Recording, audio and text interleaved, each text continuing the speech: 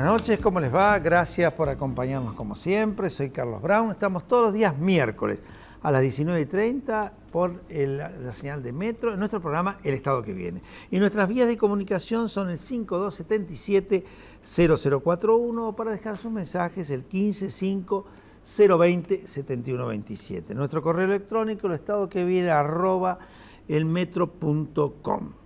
La semana anterior estuvo Jorge Sarguini, diputado provincial, presidente del Bloque Renovador, un hombre bastante conocido, ex ministro de Economía de la provincia, ex secretario de Hacienda de la Nación. Realmente tuvimos una charla muy interesante y una cantidad importante de llamados telefónicos.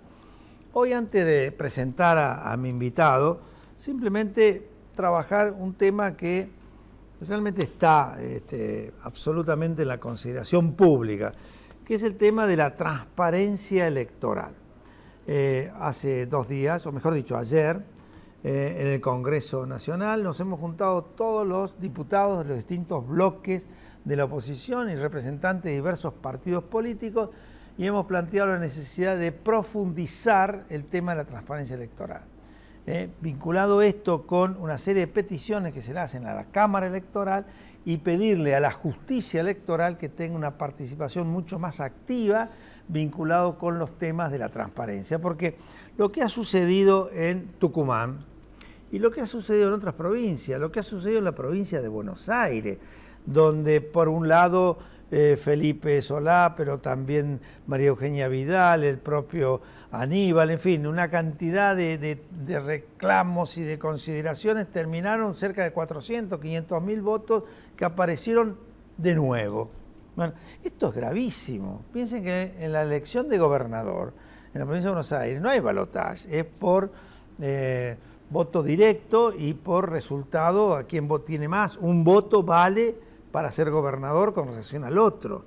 Y que haya este tema, esta incertidumbre, realmente es muy preocupante. Ni qué decir si uno imagina que la provincia de Buenos Aires es el principal bastión electoral en relación a la presidencia de la República. Y en Tucumán, bueno, ayer o hoy ha salido en todos los diarios el tema de que la justicia ha dicho no se puede proclamar ningún candidato, no pueden decir que alguien ganó, hay que suspender todo eso. Increíble, y cada día que pasa aparecen cosas nuevas.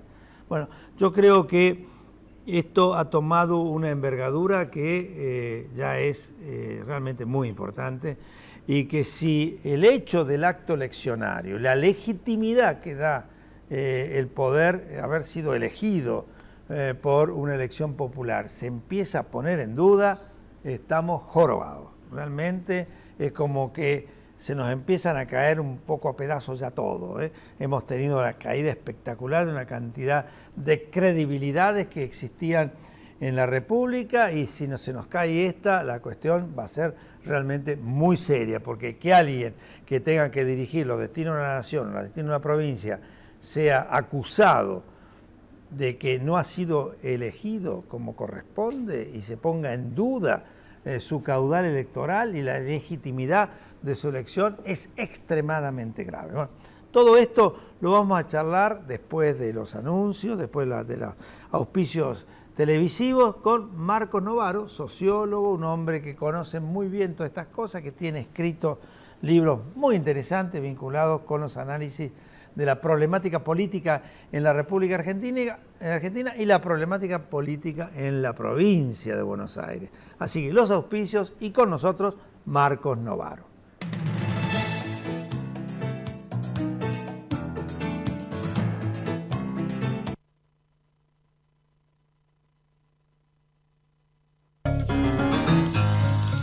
La fuerza del campo está en el trabajo de su gente y la fuerza del trabajador está en la UATRE. Movimiento Productivo Argentino. Producir más, distribuir mejor. IPCBA, Instituto de Promoción de la Carne Vacuna Argentina. La gestión política con participación ciudadana es la única forma de crecer como país. Creer en la política es un desafío que solo se logra con control. Porque si tenemos gobiernos transparentes, ustedes, los chicos, los jóvenes, van a creer que la política es la institución apta para modificar cómo viven los argentinos. El control es la base de una sociedad más justa. APOC, Asociación del Personal de los Organismos de Control. Había una vez un municipio que soñó con mejorar la calidad de vida de su gente y construyó casas de primera calidad que conforman 18 complejos habitacionales. Puso en funcionamiento un magnífico polideportivo y diseñó, desarrolló y edificó el nuevo Palacio Municipal y el Consejo Deliberante. Un municipio que soñó. Y juntos lo hicimos realidad. Más Malvinas, más Argentina. Malvinas Argentinas, el municipio. Gobierno de Jesús Cariglino.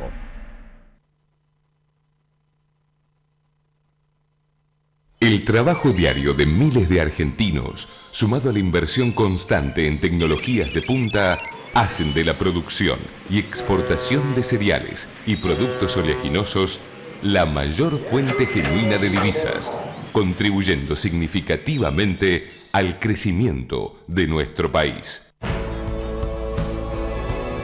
Fortalecimos el sistema municipal de salud para brindar un servicio completo y de calidad para todos los vecinos de San Martín.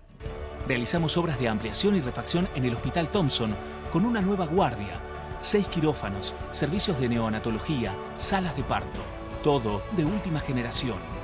Ahora más vecinos se atienden en los hospitales y centros de salud de nuestra ciudad. Sigamos cambiando San Martín, nuestro lugar. Auspicia este programa LAN, el encanto de volar.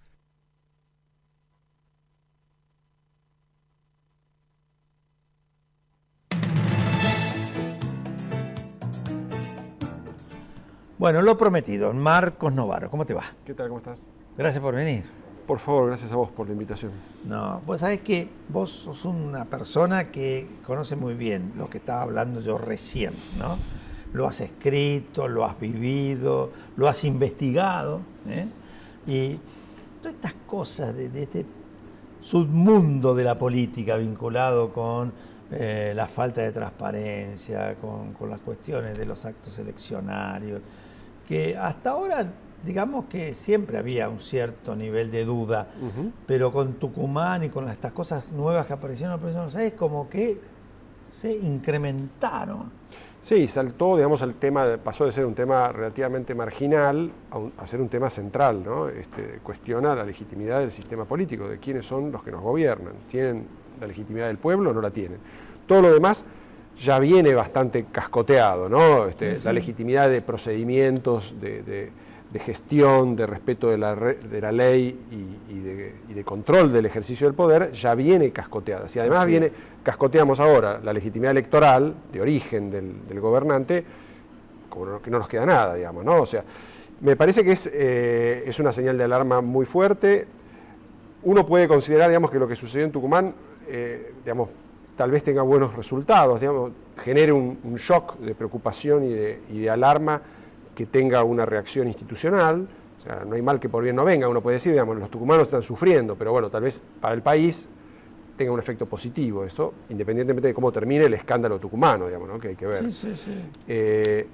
Y creo que, digamos, hay un retraso en la discusión de una reforma electoral que es alarmante, ¿no? Con el tema de las PASO pareció que esa era la respuesta suficiente, ¿no? O sea, metemos el sistema de las PASO y ya tuvimos reforma electoral, entonces ya no hay que preocuparse. No, pero las PASO las PASO no tienen nada que ver. Y aparte son extremadamente complicadas, generan un nivel de expectativa, o mucha gente, pues es que cuesta explicarle a mucha gente de que no se eligió nada. Exactamente. Que ninguno de los que estuvieron ahí son elegidos por nada, simplemente tienen derecho a pasar a la otra instancia, son precandidato a candidato, claro. Pero que lo que se elige es el 25 de octubre y eventualmente, para el caso presidencial, será en noviembre. Sí, no, el sistema de las PASO es algo muy caro, que no estimula la competencia y que más bien genera un daño para muchos partidos que tienen pocos recursos y que tienen que hacer 2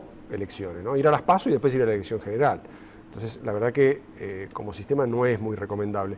Me parece que nos distrae además, ¿no? Porque suponemos que tenemos transparencia electoral porque está la interna obligatoria, pero la verdad que la transparencia electoral depende de muchas otras cosas. por ejemplo, de que el sistema de votación sea más o menos moderno y controlable. El nuestro no es moderno y ha ido volviéndose cada vez más difícil de controlar porque en muchos distritos uno tiene que tener miles de fiscales para poder supervisar la elección. Y después tiene que tener gente muy entrenada para todo el proceso de conteo y mucha plata. Y todo eso sale mucha plata. Porque resulta, yo te contaba recién lo de San Martín, ¿no? Nosotros tenemos 350.000 electores. Se necesitan no menos de 4 padrones para todo el trabajo preelectoral y el electoral en sí mismo. El que va en las urnas, el que está en la calle para hacer eventualmente lo que se llaman los rastrillajes, el que se tiene en los distintos lugares para entregarle a la gente, el que hay que tener para poder reponer las boletas que te desaparecen, ¿no? Y eso es una cantidad inmensa de boletas, sin ningún sentido. Y después viene todo el proceso de, después de contar los votos en la urna, digamos, de cómo los votos se cargan, se transmiten y se hace el escrutinio. El tema del correo, ¿no? Que eso pasa falencias. Exactamente, pasa por un montón de manos, ¿no? Porque están los fiscales que transmiten, pero después las autoridades de mesa, el Ministerio de Justicia, el correo, y muchas veces la policía. El correo que te manda el telegrama, pero vete aquí que el correo hoy es una institución del Estado, como tantas instituciones del Estado, sospechada. Y se ha ido politizando, digamos, ¿no? Absolutamente politizada. Yo creo que no ha quedado una institución del Estado que no se haya metido la política full, con la Cámpora encabezando, y entonces mandan telegramas que después son objetados. Sí, por eso yo creo que una reforma tiene que atender a cómo se vota, la cuestión de terminar con la boleta de papel, reemplazarla por una boleta única, por un sistema electrónico que se pueda controlar y demás. Y después el tema de cómo se hace el escrutinio, que tiene que haber un instituto electoral o la Cámara Nacional Electoral se le dan recursos para que sea ella la que administra la elección, o se crea un instituto apartidario, técnico, ¿no? Nosotros estamos reclamando en esto que yo comentaba al principio, ¿no? Este acuerdo que se ha hecho entre todas las fuerzas de la oposición. Tendría que haber estado el oficialismo también, fue invitado, pero no estuvo. Hemos pedido una absoluta participación y contralor de la justicia, de la justicia electoral, de la Cámara Electoral, de los jueces electorales, por sobre todas las cosas, porque vos sabés que esto ha sido trasladado al Ministerio del Interior. Y al Ministerio del Interior volvemos otra vez a lo que decíamos del correo, ¿no? Claro. Hay una politización exagerada y un planteo que uno no le da ningún tipo de tranquilidad. No, y yo creo que ahí también interviene esta cuestión de por qué se ha politizado tanto el aparato del Estado y por qué es tan poco confiable el aparato del Estado. Y esto me parece que tiene que ver con el hecho de que durante estos 12 años se ha machacado con la idea de que quienes nos gobiernan tienen una legitimidad superior a la de las demás fuerzas políticas, porque son la representación de la nación y el pueblo, digamos, ¿no? Entonces, si uno es la representación de la nación y el pueblo, el movimiento nacional y popular, entonces, ¿para qué contar los votos? No hace falta, digamos. Yo soy todo. Yo soy el pueblo y la nación, entonces obvio que soy la mayoría, y los demás no solamente son menos, sino que además tienen menos legitimidad por naturaleza, ¿no? Entonces, esto ha contaminado mucho el ambiente porque legitima prácticas de fraude que están cada vez más extendidas. La idea de que alguien vaya y robe boletas no es simplemente una acción individual digamos, de alguien que tiene ganas de jorobar, sino que es algo que está legitimado por un discurso público donde los otros no tienen tanta legitimidad como yo. Digamos. Fíjate lo que está pasando, por ejemplo, con los presidentes de mesa. Históricamente, los presidentes de mesa se elegían dentro de la mesa correspondiente. Claro. Como presidente iba generalmente docentes, o algún profesional, algún abogado, algún médico, de las profesiones tradicionales. Claro. Hoy en día los presidentes de mesa han sido elegidos generalmente por cuestiones políticas, ideológicas, vinculadas con la estructura del poder. Sí, además en Tucumán saltó esta manipulación nueva que yo no conocía, que es no enviar el telegrama de convocatoria a las autoridades de mesa y entonces inscribir como autoridades de mesa los primeros que llegan a votar, que son militantes porque están avisados. Correcto. Los presidentes de mesa terminan siendo parte del problema, digamos, ¿no? Entonces, yo creo que es otra forma nueva, digamos, de manipulación de los resultados de los procesos electorales que se va agregando a todas las anteriores. Entonces tenemos problemas tradicionales de un sistema muy viejo y problemas nuevos de las mañas que nos vamos, en las que nos vamos entrenando. Históricamente los fiscales designados como fiscales votaban en la mesa que se habían sido designados por distintos partidos políticos para controlar. Claro. Ahora no, tienen que ir a votar a la mesa que corresponde, con lo cual si vos no tenés un fiscal de esa mesa, después tenés que andar moviendo a tu fiscal, cosa que es muy difícil realizar si no tenés una gran estructura. Y ahí aparece la diferenciación entre las estructuras políticas con mucho poder económico y logístico, con las estructuras de poder muy pequeñas o muy fragmentadas, como son los pequeños partidos políticos. Sí, o a veces partidos grandes que en un distrito no tienen mucha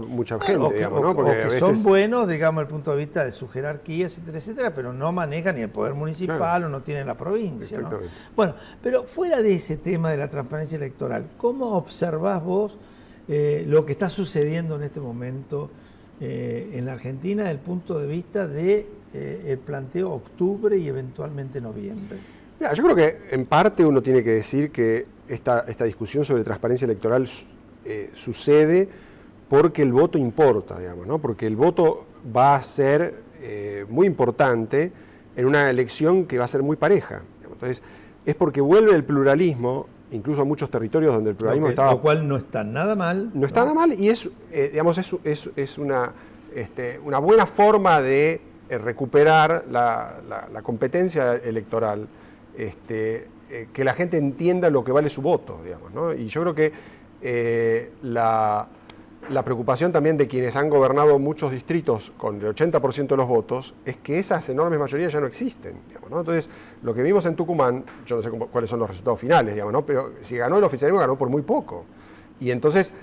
Bueno, hasta hoy va ganando la oposición, ¿no? Faltan computar votos de varios lugares. Han perdido varias ciudades importantes, digamos. Sí. O sea, una provincia donde el FPV ganaba 80-20, hoy si gana es raspando, digamos.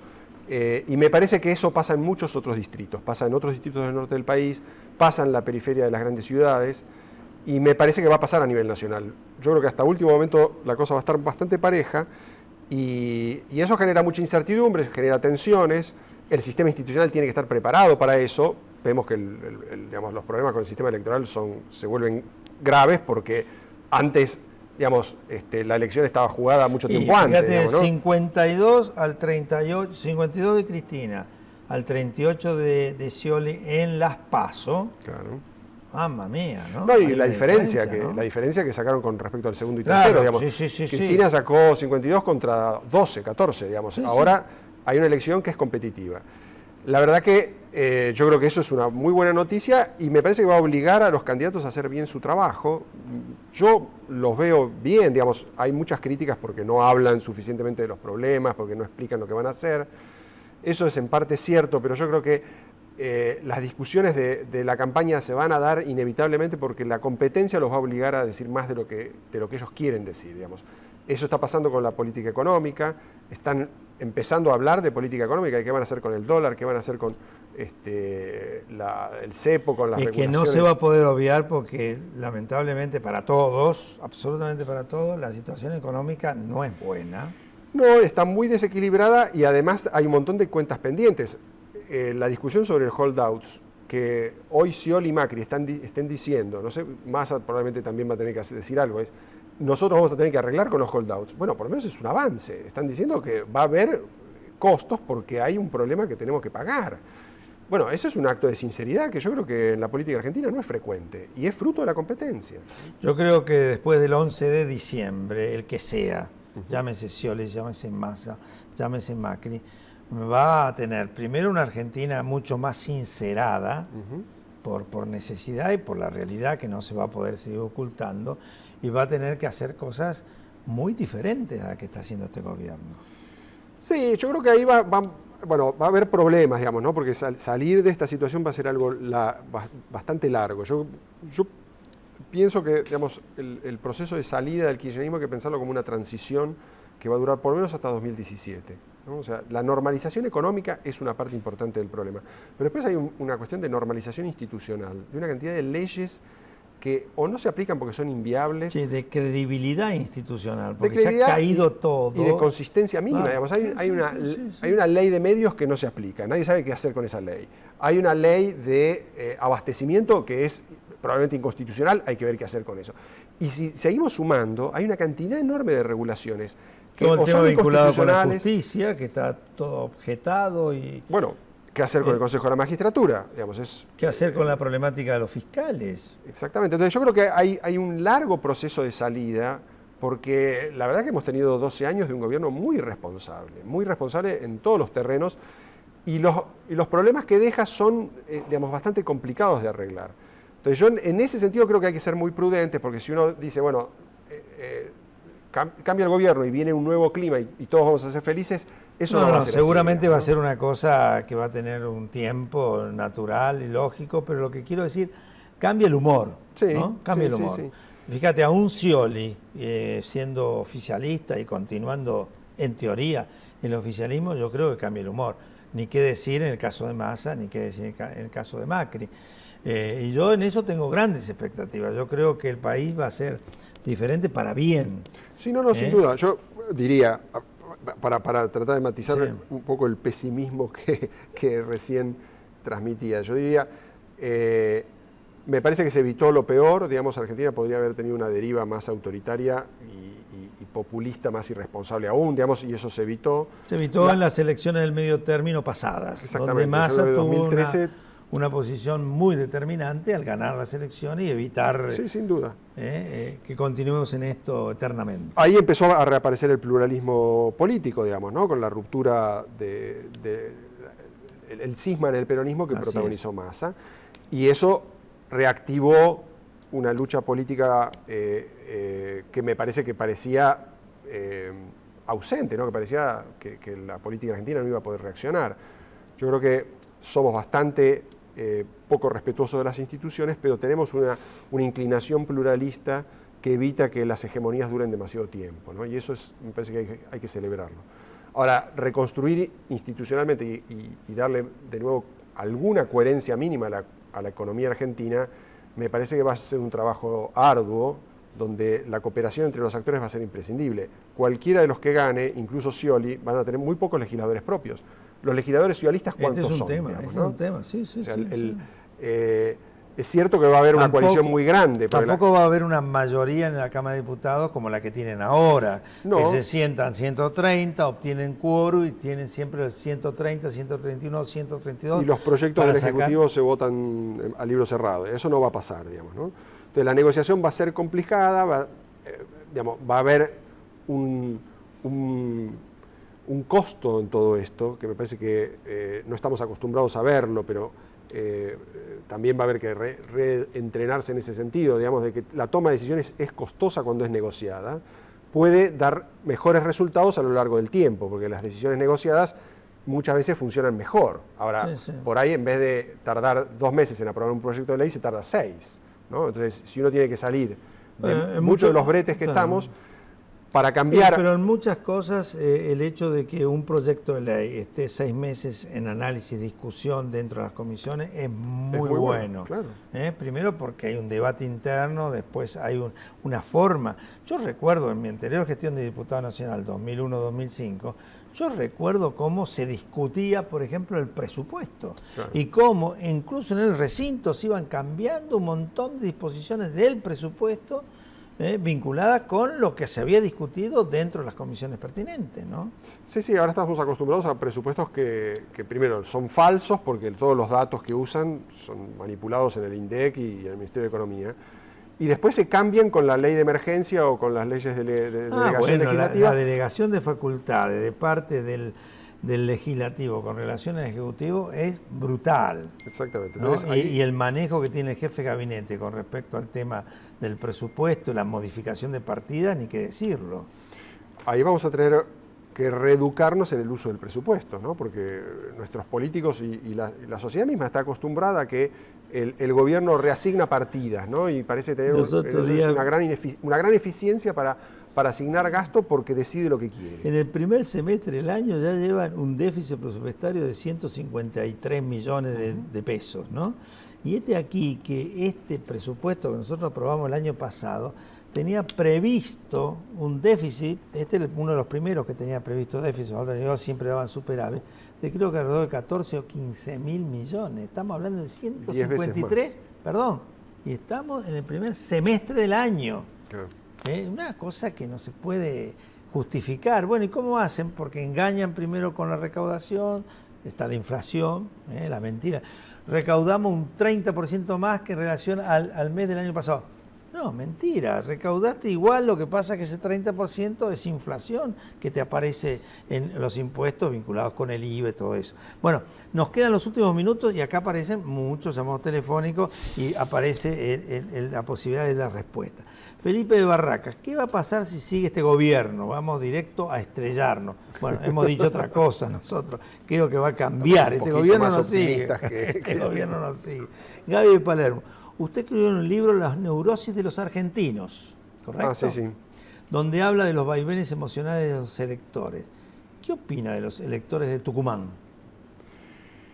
Bueno, los electores de Tucumán son muy variados, ¿no? Porque hay, en una situación de competencia hay muchos electores que quieren seguir como vienen, porque creen que, bueno, tienen que conservar lo que tienen, es la mejor opción.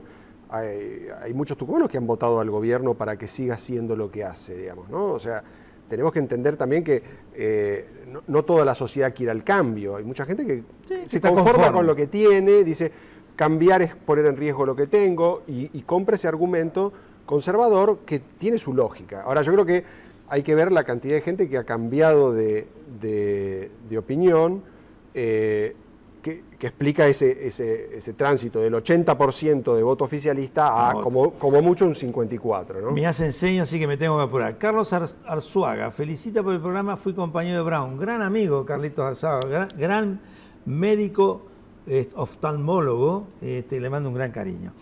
Pablo, todas las elecciones hay sospechas de fraude, como ahora en Tucumán. ¿Cómo reaccionan los ciudadanos si los políticos no hacen nada? Sí, hacemos, protestamos, nos encontramos, discutimos y queremos cambiar esto, ¿no? Fernanda de Mendoza, ¿cuál es la actitud del ciudadano cuando vota? ¿Y cómo ve el fin del ciclo Cristina? Bueno, creo que hablamos un poco de eso. Yo creo que hay expectativas repartidas. Hay gente que tiene miedo al cambio. Hay gente que tiene expectativas de cambio porque no soporta más la situación, y hay mucha gente que está en el medio, digamos, ¿no? Que tiene una combinación de miedos y expectativas. Me parece que eso muestra una sociedad que es bastante flexible, bastante moderada, donde probablemente haya gente todavía enamorada de Cristina y gente que la odia, pero la mayoría está en el medio y tiene una visión, digamos, donde sopesa las ventajas y desventajas de las distintas alternativas. Eso hace al votante bastante maduro. Yo creo que en ese sentido la sociedad argentina ha madurado más que nuestro sistema político, ¿no? Bueno, y acá un tiro para la justicia a favor mío. Vilma de San Martín, deseo que Brown sea el próximo intendente de San Martín, lo necesitamos. Gracias, Vilma, muy amable. Realmente muchísimas gracias, Marcos. No, gracias a vos. Muy amable. Te tenemos en los meses de octubre en el Movimiento Productivo Argentino, así que ya vamos a hacer un poquito de propaganda con respecto a eso. Muy agradecido con tus charlas. Y a todos ustedes les deseamos el día miércoles y la repetición mañana jueves a las 11 de la mañana. Muchísimas gracias.